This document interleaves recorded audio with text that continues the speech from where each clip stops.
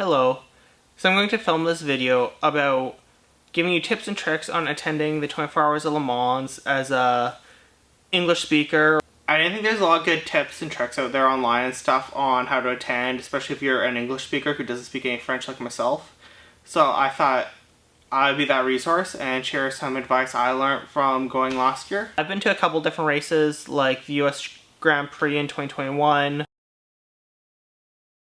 Some local rallies and races, so I'm not new at going to races, but this is the first endurance race I went and the first race I went to in a different country that doesn't speak my language, because I went to the American race, but they speak English in the States wildly. So I kind of want to start off by talking about Le Mans, the city. It is relatively small, about 100,000 people or a bit over.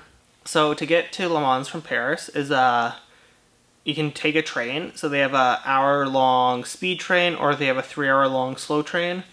I unfortunately missed the speed train by like 20 minutes, so I had to take the slow train that took 3 hours, which isn't bad.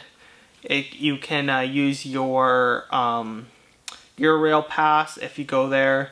If you're North American and going to Europe for an extended period of time, I highly suggest getting their student Eurail pass. You can use it 10 days in 3 months, I think it is. And you can hop on any train. So I was in Europe 7 weeks last summer and I used that pass, so I took the train a lot. I also flew Ryanair because Ryanair is super cheap, but the rail pass worked awesome. You can sometimes you have to pay a couple dollars to reserve a seat, which isn't too bad. Sometimes it's just rush seating, but you can get anywhere in Europe on this. Now, there's a lot of different options of where you can stay to sleep. There's a lot of hotels. I don't know what the price or availability is. There's no hostels. So I stayed at Airbnb personally, which worked out pretty well. The only person in the family who I stayed with who spoke English was a 13-year-old daughter that spoke a little bit. And like I speak a little bit of French because I took it in school because you have to in Canada. I'm until grade 8. So like between that, we kind of got some communication down, enough that I could go sleep and leave. I didn't end up I was only there 3 nights, so I didn't spend a lot of time there. I found the city to be pretty quiet and pretty slow. Like I said, this was on my 7-week trip to Europe. I was like partying and in these hustling and bustling cities like London and Dublin and Barcelona. But Le Mans is quite the opposite. It was kind of slower.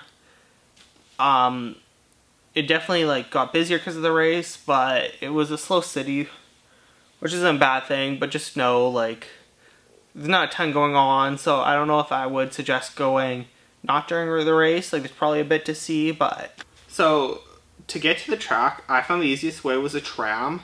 There are machines to buy the tickets. You can switch it to English. It was, I forget the exact price, but I think it was like $20-30. Buy a ticket, and then they have a weekend one, and you just scan it into the tram every time, and the tram goes right onto, there's 2 tram stops right at the track, so it's very easy to get in and out. And you can use it, it goes all night, so you can just take the tram whenever and get, it's the green way to go. So when you're looking for a place to stay, I suggest trying to find somewhere within walking distance of the tram. I was like half a kilometer from the tram, so it was a little far, but it still worked out nice because I could walk. I don't know if they'll do this again, but when I was there, when you walked in, there's like a green, environmentally sustainable area or like booth, and if you showed them your tram ticket, you get a free cup, which I still have. It's a nice cup, so if you want a free cup, that's what I do. The cups, they give you beer in it, and then they take a £1 deposit, and then when you return it, you get that £1 back. So if you can't find cups or bring yours back, you basically get $1 off your next beer. So don't throw them out. The traffic to the race day seemed horrible. Like the tram just skips by, but it seemed to be really backed up. So I can speak on driving into the track, but it seems to be pretty horrible. The people who camp there seem to be okay, but I can't speak on that. I never did it. I'd like to try camping at a race sometime, but I think if I did that, I'd do it in North America. So another big part about being in English is the language barrier. And I found Le Mans to have a bit of a language barrier. Like I said, my host family at Airbnb was pretty good. But, like, the grocery store, they, like, weren't that, like, it was hard to communicate at times. And then even at the track, I got yelled at because she spoke French to me and I pointed because I think she tried to ask what order I was. And then she got mad. Like I said, this was, like, 7 weeks into a trip. And I was in, like, so many different languages that I never really picked up. I couldn't pick up language that quick just because I was, like, 3 days per city. So I kind of learned how to go around language of, like, kind of being quiet, pointing. You know, a lot of people do speak English. But I found in Le Mans, they didn't like any of that.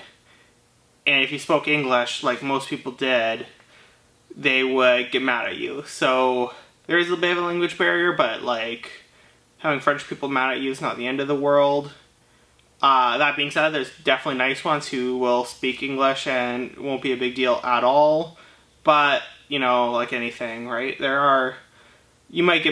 People might get mad at you for not speaking their native language, which is fine, but just so you know, you can get by, you're not going to, like... So here's a video of what I brought to the track. Some notes. I didn't bring a chair, instead I brought a blanket. So I didn't want to bring... A lot of people brought, like, camping folding chairs. I didn't want to carry one. Like I said, this was, like, 7 weeks into a trip. I didn't want to carry one all around Europe. So what I ended up doing is when I was in Paris the week before, I went to Primark and bought a $10 blanket. I used it as, like, a picnic blanket. And then I ended up leaving it in a hostel in Nice. So I would suggest doing that. Maybe not leaving it in a hostel in Nice, but getting a cheap blanket if you don't bring a chair, just so you can sit not on the ground, or maybe get like a padding. If it's not too inconvenient to have a chair, I'd suggest having a chair. It'd just be nice to sit. There are places to sit around the track, like there's like concrete places to sit and chairs and like hills. But if you like to move around and stuff, a portable chair would be nice. And a lot of people brought them, I just didn't. So you're not allowed outside beer into the track. But what I ended up doing is, between my Airbnb and the tram, there was a grocery store, so I'd stop there and buy snacks for the thing. I also would buy beer, and what I did is in my bag, I put it under my jacket, and they open the bag, look, and then close it to make sure you don't have beer. Like, they're not super... It's not the most secure race, maybe it'll change, but, like, sneaking in beer was a breeze. Like, if you just have a camera bag and won't hide it in there. It's, they do sell beer there, but obviously, like any sporting event, it's a bit more expensive. It's not as ridiculous as North American prices, but it's a bit. And I think they only sold Carlsberg, if I'm correct. So, if you want anything else, I'd suggest just sneaking in beer. Or, like, you know, how much beer do you drink in a 24-hour race? So one thing I did is I brought 2 cameras. I brought this one that I'm filming with, which is a digital DSLR, Canon 60D. And I also brought a film camera, A1, another Canon. And, like, I spent a lot of my race taking photos just because I enjoy photography and I had to just add my enjoyment level. A lot of people bring cameras, a lot of people bring big lenses. So, like, don't be shy to bring in a DSLR if you want. I would check the website to see the rules about lenses because some races limit how much zoom you can have on it, but I brought my lenses, my camera, and it was no deal at all. Another thing I suggest bringing is a little portable radio. I brought throughout Europe because I brought it from home, and I had headphones in it. So during the race, there is Le Mans radio, which is like, I think been going on for 80 years, and it's a running commentary of the race.